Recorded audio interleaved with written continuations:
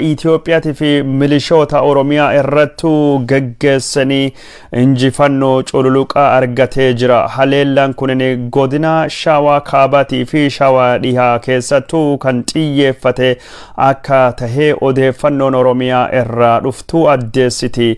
Godina Shawaa Kaabaa aanaa warra Jaarsoo keessatti waraana mootummaa Itoophiyaa kaachittu maadheeffatee jiru. Haleellaa irrattu dhaqqabsuuni waraani bilisummaa Oromoo akka waraani Itoophiyaa aanaa kan keessa baqatu godhee jira jedhama.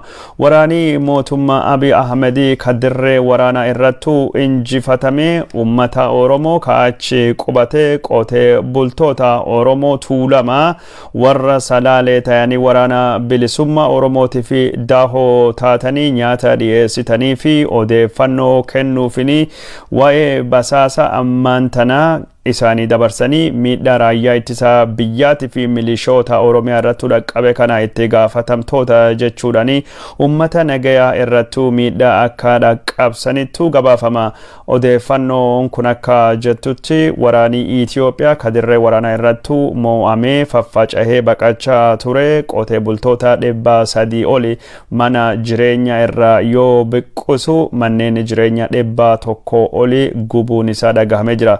Dubbii himan waraana bilisummaa Oromoo kaayidil addunyaa obbo Odaa Tarbii karaa Tiwiiteriitiin akka barreessetti mootummaan Abiy Ahmed dirree waraana irrattu kamo'ame abdii kutannoodhaan yeroo ammaan tana waraana bilisummaa Oromoo dura dhaabbachuu waan dadhabee fi qotee bultoota miidhaa jira jechuudhani akkasittu ibsa. Gara biraatiin ammoo waraani bilisummaa Oromoo godina Shawaa Dhihaa keessattuu haleellaa dhaqqabsaa jira. Haleellaan kun jiddu galeessa ka godhate ka daangaa Horroo Guduruu Wallaggaa irrattu ka argamtu aanaa Midaaqenyii keessattuu akka taheettu gabaafama. Aanaa Midaaqenyii kunin yeroo dheeraa fi maadhee waraana bilisummaa Oromoo akka taate fi waraani bilisummaa Oromoo baadiyyaa aanaa kan keessattuu argamu hedduu isaa to'ate gara magaalattuu haleellaa isaa gaggeessuu dhiyoo kanatti akka jalqabe maddeen adda addaa gabaasaa turani. Haleellaa kanaanii waraanii bilisummaa Oromoo milishoonni Oromiyaatii fi raayyaan ittisa biyyaa magaalaa keessattuu maadheeffatee uummata nagayaa daahoo godhatu karaa nagayaatiin akka harka kennatan yookaan ammoo magaalaa dhiisanii akka bayanii akka bayan of eeggannoon kennamee fi akka turettu gabaafama. Bu'uuruma kanaanii humnoonni addaa Oromiyaa 120 olee tayanii harka kennachuudhani waraana bilisummaa Oromootu dabalamuun odeeffannoon godina Shawaa Dhihaa aanaa Midaaqenyii irraa dhuftee addeessaa jira.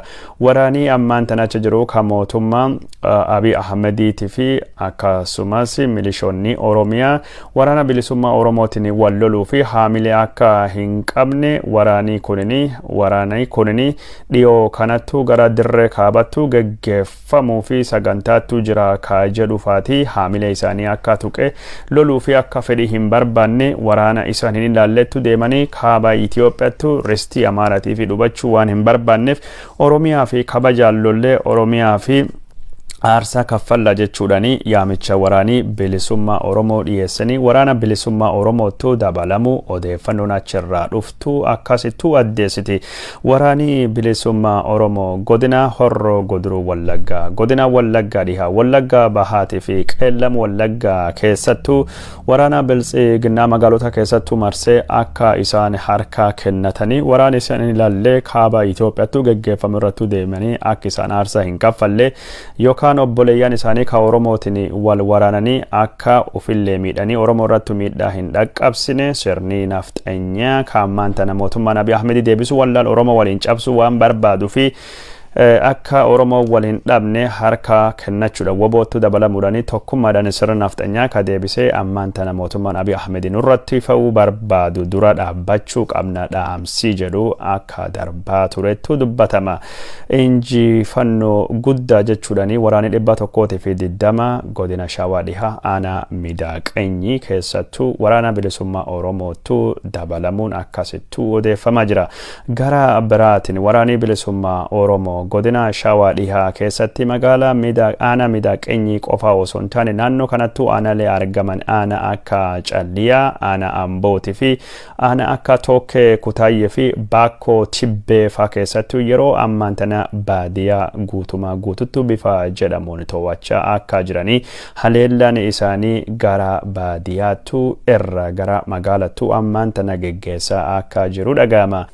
Waraanii bilisummaa Oromiyaa bakka adda addaa keessattuu haleellaa dhaqqabsaa jiruun akka injifannoo argachaa jiru fulbaana 10 bara 2021 ibsa baase kanaan waraanii kun dirree kamirrattuu akka lolee fi miidhaa goskamii waraana biltsiginnaa irrattuu akka dhaqqabse bal'inaan ka addeessu yoo ta'u nulleen kanattuu aansinee waraana lolamee fi injifannoo waraanii bilisummaa Oromoo argate isin biraan gahuu deemna itti dhiyaadha nu dhagayaa jenna.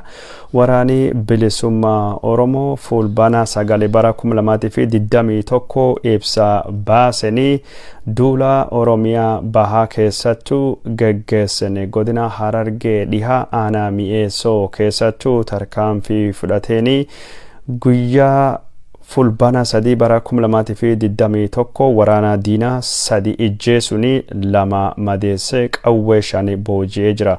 Fulbaana 7 bara 2021 waraanii bilisummaa Oromoo komaandoon isaa bakka Jimma Jaarsoo jedhamtu irrattu haleellaa dhaqqabseen diinaa irra nama 9 ijjeessuudhaan nama 10 madeessee jira. Waraanii bilisummaa Oromoo websaayitii isaa yookaan ammoo masariitii isa irrattu waraana ijjeefame waraqaa eenyummaa isaaniitii fi qawwee booji'amtee fi yuunifoormii isaanillee agarsiisu suuraa gadhiisee jira. Waraanii bilisummaa Oromoo zoonii kibbaa duula maqaa Eelamoo Qilxuutiin gaggeeffamaa jiruun fulbaana 4 bara 2021 godina Gujii bahaa aanaa Gumii Eldaldoo keessattuu gareen waraana bilisummaa Oromoo Soddoon Booroo jedhamu socho'u waraana Itoophiyaa irrattu haleellaa dhaqqabsee nama 12 ijjeese nama 8 madeessee jira. Fulbaana 7 bara 2021 godinuma Gujii bahaa aanaa Gumii Eldaldoo keessatti konkolaataa 5 kaadeemaa ture waraana Itoophiyaa bakka Irreessa Liiban Burrii jedhamtu irrattu haleellaa dhaqqabsu nama 16 madeessee 16 ijjeesee 21 akka madeessee ibsi waraana bilisummaa Oromoo ibsa. Gara biraatiin ammoo warre kanaa fi kalchuuf yookaan ammoo bu'uu fi kadhufe yookaan ammoo deeggaruu fi warra dhufe birmannaa fi akka isaan hin dhaqqabnetu godhuudhaan bakka karra waleensuu jedhamutti diinaa irra nama 8 ijjeesee 11 madeessee akka isaan birmachuu hin dandeenye godhuudhaan waraanii bilisummaa Oromoo akka facaase addaanii garee diinaa dubbata. Oromiyaa dhihaa keessatti duula maqaa Laggasaa Wagiitiin moggaafameen fulbaana 3 bara 2021 waraanii bilisummaa Oromoo godina Shawaa bahaa aanaa Saasiggaa keessattuu haleellaa dhaqqabseenii mootummaa Itoophiyaa irratti miidhaa guddaa akka dhaqqabsee fi humnoota kana deeggaruuf yookaan tumsuu fi waraanii mootummaa Abiy Ahmedii ka godina Wallaggaa bahaa Naqamtee irra garasillee dhufee karaa irrattu waraanii bilisummaa Oromoo eeggachuudhaan haleellaa irratti dhaqqabsee akka if duuba baqatanii godhee jira. Duula kanaan waraanii bilisummaa Oromoo aanaa Saasiggaa Wallagga bahaa keessattuu magaalota argaman kan akka Saasiggaa, Baallii, Bareedaa fi Gabaa Sanbataa ka jedhamu to'atee akka jiru waraanii bilisummaa Oromoo ibsa isaa kan keessattuu addeessee jira. Waraanii bilisummaa Oromoo duula geggeessanii magaalaa Saasiggaa yeroo to'annoo jala oolchuttu hidhamtoota siyaasaa 150 kabadii tokko malee man hidhaa keessattuu hidhamanii dararamaa turanii bilisomsullee addeessa. Waraanii bilisummaa Oromoo yeroo magaalaa Saasiggaa seenutti uummata Oromoo ka alaabaa qabatee sirbaa gammachuudhaan waraana bilisummaa Oromoo simatanillee viidiyoo gadhiisee jira. Waraanii bilisummaa Oromoo Oromiyaa dhihaa godinuma horroo guduruu wallaggaa shaambuu keessatti fulbana afurii haleellaa dhaqqabseenii mootummaa Itoophiyaa irratti miidhaa guddaa akka dhaqqabse addeessa. Haleellaa kana ka dhaqqabse waraana Oromoo ka Odaa Bulluqee Birgeedii jedhamu yoo taate kaampii waraana ka shaambuu keessattuu argamu ka mootummaa Itoophiyaa barbadeessuudhaan waraana Abiy Ahmedii 49 akka ijjeese ka gadafan madoo godhee akka achirraa gargari faca'anii bittinnaawan godhe jechuudhaan ibsi waraana bilisummaa Oromoo akkasittuu addeessa. Fulbana 5 bara 2021 Wallaggaa dhihaa magaalaa Beegii keessatti waraani bilisummaa Oromoo haleellaa dhaqqabseenii waraana Abiy Ahmedii ka Beegii qubatu irratti miidhaa guddaa akka dhaqqabse nama 130 ijjeesuudhaan hedduu isaa madoo akka godhe ibsi waraana bilisummaa Oromoo ibsa. Waraana kana ka geggeeffame keessatti mootummaa Abiy Ahmedii irra meeshaalee gurguddoo kan akka AKMS fa'aa akka booji'ee ibsi waraana bilisummaa Oromoo kun addeessa. Godina Horroo Guduruu keessatti fulbana 9 bara 2021 waraanii bilisummaa Oromoo mootummaa Itoophiyaa wajjin bakka Lakkuu jedhamtutu haleellaa godheen Lakkuun magaalaa Shaamburraa kiiloomeetirii 10 qofa fagaatti waraana diinaa 10 ijjeesuu isaa guyyaa jalqabaatiin injifannoo akka argate waraanii bilisummaa Oromoo kun ni addeessa. Waraanii bilisummaa Oromiyaa jidduu galeessa duula maqaa gooticha Jeneraal Taddasa Birruutiin moggaafameen fulbana 7 bara 2021 aanaa Kiyyuu godina Shawaa Kaabaa keessatti mootummaa Abiy Ahmedii bakka Qarree Taa'aa jedhamtutti irratti haleellaa banuudhaan waraana isa nama 25 ijjeese nama 13 madeessee jedha. Waraanii bilisummaa Oromoo Oromiyaa keessatti yeroo ammaan tana duula gaggeessaa jiruun injifannoo gurguddaa akka argachaa jiru. Kanaan dura yooyyaa miidiyaa fi miidiyaaleen Oromoo hedduun gabaasaa turani.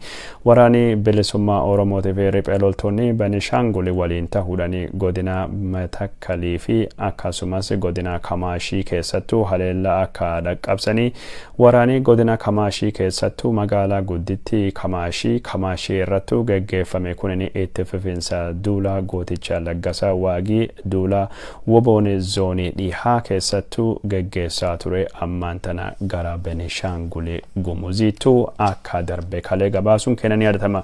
Waraanii bilisummaa Oromoo Benishaangul Gumuzii keessattuu riphee loltoota Benishaangul wajjin haleellaa dhaqqabsuun hidha guddicha laga Abbayyaa ka godina Matakkalii aanaa Gubaa keessatti mootummaan Abiy Ahmedii ammaan tana ijaaraa jiruu fi sodaa guddaa akka uumellee gabaasni turre. Waraana bilisummaa Oromoo wajjin gamtaa ka qabu riphee loltoonni Gumuzii godina Matakkalii aanaa Dibaaxee aanaa Gubbaatii fi Buleen keessatti yeroo ammaan tana haleellaa gurguddaa dhaqqabsaa jiraniin mootummaa Abiy Ahmedii waraana isaa akka mo'achaa jiranii milishoota Amaaraa kan naannoo kana weeraran sana irratti miidhaa gurguddoo akka dhaqqabsaa jiranii milishoonni Amaaraa kun uummata nagayaa guddoo miidhaa akka jiranii odeeffannoo torbaan kan keessa SN Biraanii turre. Daawwattoota keenya jaalatamoo fi kabajamoo odeeffannoon keenya ka isin biraan dhaqqabsaa jirru akkuma itti fuufettu jira. Naannoo Amaaraa keessatti waraanii gaggeeffamaa jiru hammaatee itti fuufee jira. Riphee loltoonni Tigraahii ammaan tana maqaan isaanii humnoota ittisaa Tigraahii jechuudhaan uf moggaasanii naannoo Affaarii keessaa waraana isaanii baasuudhaan humna qaban hunda gara naannoo Amaaraatti bobbaasuun waraana garaacha Amaaraa keessatti loluu fi akka fedhii qaban addeessinee turre.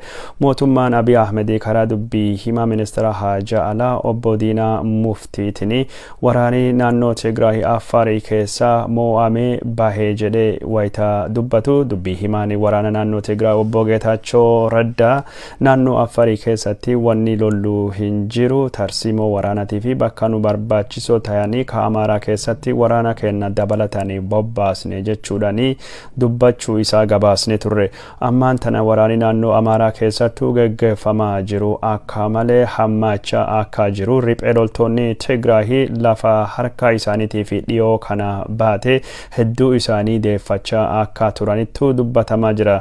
Odeeffannoon naannoo Amaaraa irraa dhufaa jirtu akka dubbachaa jirtutti magaalaa Soqotaa kan dhiyoo kana harka isaaniitii baate deeffachuu fi riphee loltoonni Tigraayitii fi milishoonni uummata Agoo ka adda bilisummaa Agoo ufiinii jedhan yeroo ammaan tana haleellaa cimaa gaggeessuun waraana Itiyoophiyaatii fi milishoota Amaaraa magaalaa Soqotaa keessattuu akka marsanii jiranitti dubbata. Waraani Abiy Ahmedii kan meeshaalee gurguddoo qabate magaalaa kan dhiisee gara kibbaa akka baqatellee odeeffannoon achirraa dhufaa jirtu addeessaa jirti. Gara biraatiin waraani kunini Walloo Kaabatii fi Walloo Kibbaa keessattuu haleellaa gaggeessaa jiru cimsee itti fufee jira. Waraana mootummaa Abiy Ahmedii godina Walloo Kaabaa Marsaa fi Haayiq irrattuu akka baalaa harcaasan jechuudhaani dalaantas akka isaan qabatan odeeffannoon achirraa dhufaa jirtu addeessiti. Gara biraatiin riphee loltoonni Tigraay gara Walloo Kibbaa gara Deseetii fi Kombolchaa himala godhanii cimsanii itti fufanii jirani. Torbaanii kana keessatti milishoonni Amaaraatii fi humnoonni addaatii fi faannoo fi raayyaan ittisa biyyaa gamtaan ta'anii warra Tigraay kana dhaabuu danda'anii yookaan ammoo dhiibuudhaan uf dubattuu akka deebisuu danda'anii gabaasaa turre. Warri Tigraay kunin lafa gadhiisnee garii keessa baanee jirra tarsimoo waraanatii fi jecha akka turanillee gabaasuun kennanii yaadatama. Ammaan tan odeeffannoon dhufaa jirtu magaalaa akka Wagalxeenaatii fi Waadlaa fi magaalota hedduu keessatti riphee loltoonni Tigraay ka of dubattuu deebi'anii waraana ittisa biyyaa Itiyoophiyaa milishoota Amaaraatii fi faannoo fi raayyaa ittisa biyyaa marsuudhaanii ajjeechaa gurguddoo irrattuu akka dhaqqabsanii meeshaa guddaanii akka booji'amellee dubbachaa jirani. Odeeffannoon naannoon Tigraay addeessaa jirtu akka jettutti haleellaa torbaanotaa fi deddeemaa jiruun naannoo Amaaraa keessatti raayyaan Tigraay haleellaa dhaqqabseen waraana mootummaa Itiyoophiyaatii fi Amaaraa irra 45,000 fi nama 600 ijjeesnee jirra jechuudhaan ibsi baasanii jirani. Kun jechuun lakkoofsa mootummaan Itiyoophiyaa dhiyoo kana karaa hoggana waraan isaa Baacaa Dabaleetiin ijjeesnee jirra warra Tigraay irra nama 6,000 ka jiruun akka malee wal caala lakkoofsi 46,000 dhiyaate ijjeesne ka warri Tigraay jedhu kun mirkaneessulleen yoo nama rakkisee gama lachuun gama mootummaa Itiyoophiyaatii fi gama Tigraay illee miidhaan gurguddoon akka dhaqqabaa jiran akka wal fixa akka baalattu wal harcaasaa jiran gaarreen Itiyoophiyaa kaabaa ammaan tana tuula reeffaa akka ta'aa jiru reeffaa kana nami awwaalatu yookaan nami karaarraa gorfamu dhabame akka rumichaa fi waraabessi sooraa godhachaa jiranillee addeeffamaa jira.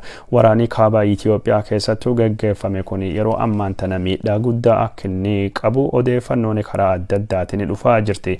Magaalaa Kombolchaa qarqarattuu ka argamu gabayaa Haraa ka jedhamu bakka ammayyaa tahee riphee loltoonni Tigraay haleellaa guddaa irratti dhaqqabsanii miidhaa irratti gaggeessaa jirani meeshaa achittuu argamullee hedduu achirraa saamanii yookaan hataa jiran jechuudhaani akkasittuu gabaafama. Gara biraatiin ammoo warri Tigraay warruma Amaarattuu wal saamaa jira malee wanni nu saamne Tigraayittuu galfannu hin jiru jechuudhaani dubbatani. Gargaarsa namoomaa ka warri Tigraay saamee jedhamuuyyuu nu hin saamne ummata beelawaa fi qoonne jechuudhaan dubbachaa jirani.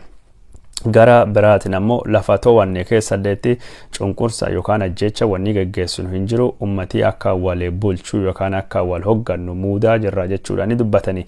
Odeeffannoo gosa kanatti warra Tigraay irra dhiyaachaa jira. Itiyoophiyaan haala gosa kanaatiin duuli miidhaa gurguddaa akkasii qabu gaggeeffama waggaa haarawaa bara 2014 simattee jirti. Waraanii akkasii dhiigaa dhangalaasee kunin Walloo Kaabaa, Walloo Kibbaatii fi godina Waahumraa qofa osoo hin taane godina Gondarii Kaabaa keessalleetu gaggeeffamaa jira. Mootummaan Abiy Ahmedii warra Tigraay dhiibnee haga Tsellemtii haga Maayitsebree gaggeessine jedhullee har'a immoo lolii guddaan Gondarirraa kiiloomeetirii 40 birattuu waraanii guddaan gaggeeffamaa jira. Waraana kanaanii riphee loltoonni Tigraay magaalaa Dabaarqii qarqaraa fi magaalaa Daabatii qarqara raayyaa ittisa biyya Itiyoophiyaa irratti miidhaa guddaa dhaqqabsine jechuudhaan dubbatamaa jira. Booji'amtoota dhibba hedduu taayanii ka gara Tigraahiitti fe'amanillee televezyiiniin naannoo Tigraahii garsiisee jira.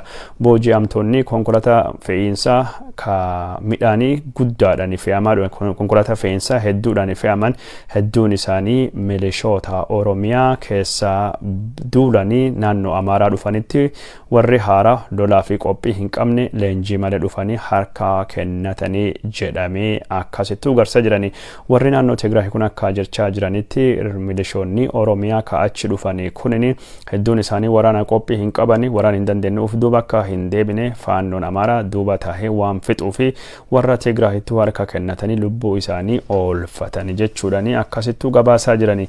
Ammaan tana karaa miidiyaalee Tigraahitiin walitti dhufeenya qabanirra wannu argaa jirru torbaan injifannoo gurguddoo arganne jechuudhani. Meeshaa booji'anii fi akkasumas waraana booji'amanii ka Itoophiyaa humnoota adda addaa naannoo adda addaatii fi milishoota Amaaraatii fi faannoo booji'an agarsiisaa jira. Torbaan darbe keessatti mootummaan Abiy Ahmed warra Tigraay irratti injifannoo gurguddoo argachuudhani lafa qaqqabanne jechuudhani injifannoo labsachaa ture. Lafa mootummaan Abiy Ahmed torbaan darbe bilisoomsine jedhu ka akka Wagal Xeenaa ka akka Dabra Zabexi Ceceho Kamer Dengaay Guna ka jedhamani lafa kana yeroo ammaan tana riphee loltoonni Tigraay deebisanii dhuunfatanii jiran yookaan ammoo qabatanii jiran jechuudhani odeeffannoon Tigraay irraa dhuftu addeessaa jirti. Bari haaraawni ammaan tana kabajaa jirru kunini bara hudhaan Tigraay ka dhuma itti argatuu fi bara Itoophiyaa keessattuu abbaa irrummaanii barbadaahee nagayaan bu'u jechuudhani mootummaan naannoo Tigraay ibsa baasanii akkasittuu addeessa. Gara biraatiin Abiy Ahmed waggaa haarawaa ilaalchisuudhani dhaamsa uummata Itoophiyaa fi dabarsee keessatti bara haarawaa kan keessatti qormaata keessa baane bara Itoophiyaan karaa badhaadhinnattu deemtu jechuudhani dubbatee jira. Abiy Ahmed warra nu jaalatuu fi aanani warra nu jibbuuf ammoo hargeessa tahuu itti beenna diinii Itoophiyaa ni barbadaan hin badanii Itoophiyaan ilaalisti hin diigamtu injifannoo ilmaan isiitiin Itoophiyaan duraattu deemti jechuudhani bari haarawni bara abdiitii fi badhaadhinna uummata Itoophiyaa fi akka tahuu dubbatee jira. Abiy Ahmed waraana gaggeessaa jiran kan keessattuu injifannoon fagoo hin jirtu dimimmisa kan keessa Itoophiyaa bari'uu fi akka qophaa'ellee dubbatee jira. Daawwattoota keenya jaalatamoo fi kabajamoo yooyyaa oolmaa yaa bultiin badhaadha jechuun nagaa isin gaafachuun akkuma jalqabnettu qophii keenya kana nagaa walitti dhaamachuun gargarii gallaa jirra. Waan nu daawwattanii nu jaalattanii maamila nu godhattanii miidiyaa hawaasaa irratti sagantaa kana qoqoodanii faffacaastanii fi galatii isin nu bira qabdanii akka malee guddaa ammallee irra deebinee maamila nu godhadha sagantaa kana qoqoodaa faffacaasaa waliin gayaa viidiyoo kanallee jaaladha yaada keessanillee barreessaa isiniin jechuu barbaada. Uggura Facebook fi YouTube hin sodaannu waraana bilisummaa Oromoo injifannoo inni argachaa jiruu fi akkasumas barbaachisummaa qabsoo hidhannoo Oromoo irratti yaada isin biraanii gennu. Yeroo hunda irra duubattuu hin jennu tarsiimoo isaa mala isaa jijjiirree waan garii afaan addaatiin jechuun mallaa malee karaan qabsoo tokkotu jira uf dura malee uf duubattuu deebi'uun hin jiru. Durumattuu deemnaa kenna oolumaa ni milkoofnallee kana jechuu barbaada. Isinummaan qofti nu bira dhaabbadha. Odeeffannoon kun akka faayidaa isinii qabdu, odeeffannoon kun akka bu'aa isinii qabdu, odeeffannoo kana dhuftanii yeroo keessan kennitanii waan daawwattaniif waan jaalachaa jirtan viidiyoo kana jaalachuun jalqaba yaada kennachuun jalqaba. Viidiyoo kiyya qofa miti YouTube Oromoo ka ijoollee Oromoo hunda ka warra artii eegitaate warra artii daawwadha maamila godhadha ka warra amantii tanan akkasuma ka warra siyaasaa ka warra waan hawaasummaa waan adda addaa ka barnoota ka hojjetu hundaayyuu deemaa jaaladha yaada keessanii jalattu barreessa qoqooda waliin gaya ormaa deemtanii gabaa hin oowwisinaa qophii afaan biraa daawwattanii afaan biraatiin jechuun gabaa baastaniif osoo hin taane afaan Oromoo kan guddisnaa jenneeti malee afaan biraatiin godhuu dandeenya. maaliif afaanii kenna afaan jiddu galeessa siyaasaa hin taane afaanii kenna jiddu galeessa artii hin taane afaanii kenna afaan amantii akka karaa hundaanu ta'uu afaanii kenna guddatee babal'atee odeeffannoo afaan kamii dabarsu afaan kenna dabarsu dandeenya jenneeti afaan kanaan ka hojjannuu fi kanaaf nama afaan kanaan hojjetu namni afaan kanaan hojjetu gatii argachuu qabaachuu danda'u qaba. Namni hedduun maaliif afaan biraatiin hojjannee naan jedhan an afaan biraallee jechuun hojjechuu ni danda'a yookaan nam danda'a wajjin hojjechuu danda'a garuu afaanii kennu kun waan afaanii biraa godhuu danda'u cufa godhuu danda'a. Afaanii kennini tajaajila kamiyyuu kennuu danda'a. Afaan kamii gadi miti afaan kamiiti olii miti jechuudhaani afaan kun akka meeshaa wal qunnamtii akka jechuun karaa siyaasan ittiin dubbatamu dhimmi hawaasummaa ittiin haasamu jiddugaleessa amantii jiddugaleessa barnoota ka artii waan hunda ta'u akka inni barbaannu fi odeeffannoo sa'aatii keessanillee fudhannee kiyyallee fudhannee waan kanaan irratti xiyyeeffannee afaan kanaan hojjanna. Isin ammoo wanni akkasii kun akka gatii isinii qabdu wanni akkasii kun akka barbaachistu wanni akkasii kun akka faayidaa qabdu nu garsiisaa isinilleen yeroo keessaniif gatii kenna jaalachuudhaan viidiyoo gos kana viidiyoo Oromoo hunda jaaladha. YouTube Oromoo dursa waan Oromoo dhagaya dursa waan Oromoo jaaladha dursa waan Oromoo qoqooda dursa waan Oromoo jala deema. Amma argitanii jirtanii ormi mootummaan Abiy Ahmed waa hunda jiddu galeessii afaan Amaaraa akka ta'u biqiltuu dhaabullee Abiy Ahmed chigginyi takkale Xaqalaa Ministeera Abiy Ahmed waan Shimallis Abdiisaa godhullee afaan Amaariffaatiin jala barreessaa jiran. Oromiyaan afaan ofii qabdi afaanii hojii ka Oromiyaa afaan Oromooti garuu afaan Amaariffaatiin barreessan. Adaanech Abeebee afaan Amaaraatiin dubbatti. Abiy Ahmed afaan Amaaraa qofaan barreessee yoo gari namni yaadachiise afaan Oromoo dabala. Nu ammoo afaanii Oromoo hundee Oromummaa jiddu galeessa Oromummaa kallacha aadaa weertuu qabsoo Oromoo eenyummaa ganamaa ka Oromoo ka haadii Oromummaa irratti rarra'ee Oromoo walittu hidhuu walittu fiduu itti hidhatee jiru waan taateef afaan kan guddisuu fi eenyummaa kan guddisuu fi qabsoon kennalleen kan afaan Oromoo afaan federaalii godhu afaan Oromoo afaan Amaaraatiin akka inni wal qixxaa'u baay'ina uummata isaatiin dinagdee isaatiin qubsuma bal'ina lafa isaatiin tajaajila inni kennaa jiruuni waan isaa malu waan isaa gitu biyya Itoophiyaa keessattuu akka argatu Itoophiyaa iyyuu birtaree sadarkaa Afrikaatti akka inni argatu carraaqudha qabsaa'udha. Kanaaf waan afaan Amaariffaatiin afaan Oromootiin namni hojjetu gatii kenna. Nama afaan kana waa hojjetu gatii kenna. Afaanii kunni mallattoo qabsooti. Afaan kanaa fi gootonni wareegamanii miidhamanii hagam mallee qabsoon geggeeffamaa jira. Itoophiyaa aadaa tokko, Itoophiyaa amantii tokko, Itoophiyaa afaan tokko jibbina wanni jennuu fi afaanii kenna akka hin cunqurfamnee fi afaanii kenna afaan hundaaniyyuu walqixxee akka inni ta'u waan barbaannuuf waan ta'eef warri yuutuubii ka afaan kanaan hojjetu bakka kenna uggurri yuutuubii uggurri feesbuukii duubattuu nu hin deebisu qabsoon keen itti fufa afaan kennan odeeffannoo isinii dhiyeessina odeeffannoo injifannoo waraana bilisummaa Oromootii fi barbaachisummaa qabsoo hidhannoo ka Oromiyaatii fi siyaasa Itoophiyaa tortora siyaasa Atsoota jijjiiruu keessatti hidhannoon akka barbaachisu haasa'u irra duubattuu hin deebinu oduun kenna ka hardha ka isinii dhiyeessine kana leenjii waraana bilisummaa Oromoo ka jiddu galeessa Oromiyaa keessatti torbaane kan taate viidiyoo kana isin garsiisuni nagaa walittu dhaammannaa. Viidiyoon kun waraani bilisummaa Oromoo leenji'ee eebbifamee bobbaa fi qophaa'uu fi Oromiyaa gadadoo fi gaddii keessa hafee bilisummaan keessatti dagaagde hundeessuuf aarsaa kaffaluuf ijoolloof qopheessite kabaji baraati waraana bilisummaa Oromooti wareegamtoota qabsoo Oromootiif haa ta'uuti. Wanni ammaan tan Itoophiyaa keessatti deemu kun inni ka sirna dullacha durii deebisuu kun waan yeroo gabaabduu keessattuu dhumachuu deemu ni gartanii. Kana jechuu barbaada. Viidiyoo kana jaaladha. Viidiyoo waraana bilisummaa Oromoo ka leenjii ka eebbaa kanallee itti dhiyaadha. Nagaatti.